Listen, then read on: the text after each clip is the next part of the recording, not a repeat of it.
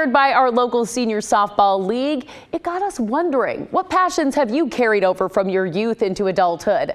I asked you to share a photo of a sport or activity that you loved as a kid and you still do today. Well, my mom introduced me to the acoustic guitar when I was about 13 years old, and I've been strumming ever since. It's still my #1 stress reliever and creative outlet. I was just playing this morning. Well, another way to let the stress melt away, bird watching. Our friend on Twitter, Zeki's mom, shared this photo and says, feeding the birds and trying to identify them.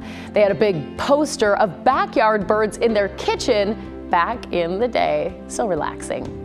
And speaking of an appreciation for nature, Griffin says, at an early age, my parents instilled in me a love of the outdoors, and I have pursued that my whole life. Oh, I gotta say, Griffin, that is truly a gift that your parents passed down to you. And here's an outdoor activity that really takes patience. Rick shared a photo of his childhood fun turned grown-up passion, fly fishing. That's something I wish I could really do. And you'll still catch Scott playing putt-putt. Here he is when he was just a young mini golfer. He says he's quite the pro now, even getting a lot of free Cokes and games by making some hole-in-one shots over the years. And you never get too old for Monopoly. Rachel's love for the board game has turned into a bit of an obsession.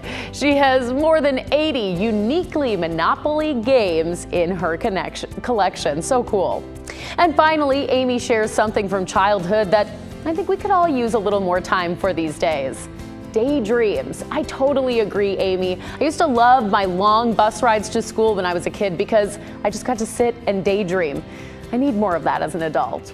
Well, you can share your photos by texting us at that number on your screen, 503-226-5088, and send us your ideas about other good stuff happening in your community. You can also email us at thegoodstuff@kgw.com.